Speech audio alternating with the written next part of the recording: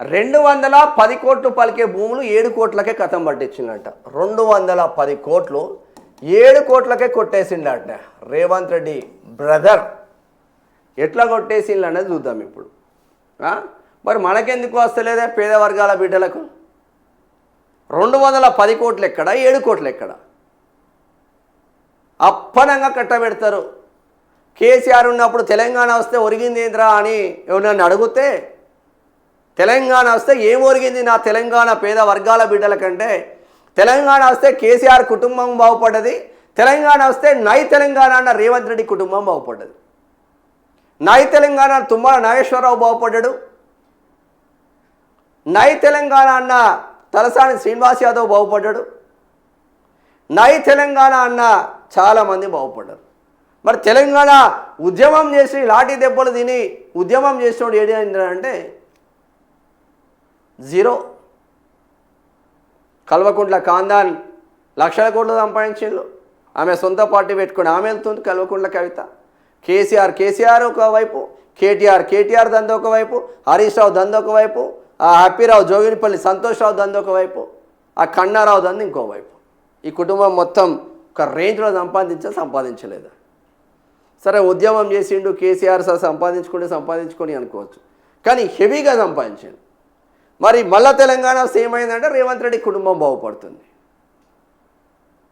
పచ్చ కాంగ్రెస్ స్వచ్ఛ కాంగ్రెస్ను పక్కన పెట్టి పచ్చ కాంగ్రెస్ వాళ్ళు నై తెలంగాణ అన్న కాంగ్రెస్ వాళ్ళు అందరూ బాగుపడుతున్నారు.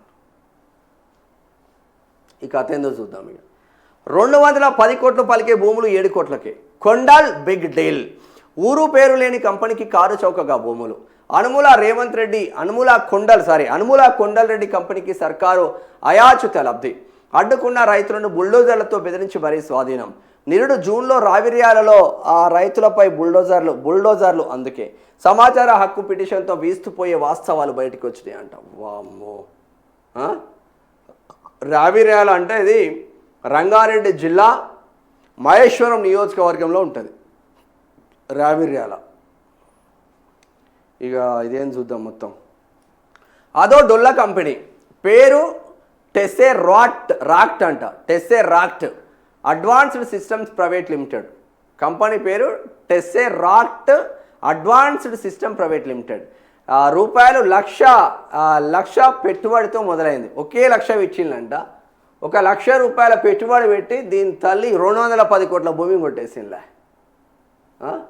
210 కదా, 210 కోట్ల భూమిని కొట్టేసింది.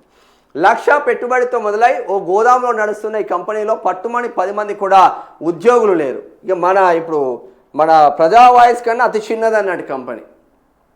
ప్రజా వాయిస్లోనే దాదాపు 260 మంది పనిచేస్తున్నారు. 10 మంది కూడా లేరండి కంపెనీకి. అయితే ఈ కంపెనీకి కారు చౌకగా భూములు కట్టబెట్టడానికి ఆ రేవంత్ ప్రభుత్వం తెగ ఉవ్విల్లూరిపోయింది.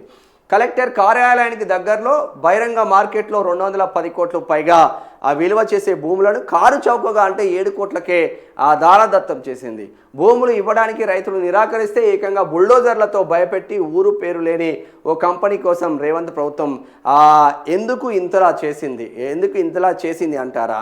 ఆ కంపెనీ చైర్మన్ స్వయాన సీఎం రేవంత్ సోదరుడు అనుమూల కొండల్ రెడ్డి, సీఈఓ ఆయన కుమారుడు నయన్ రెడ్డి.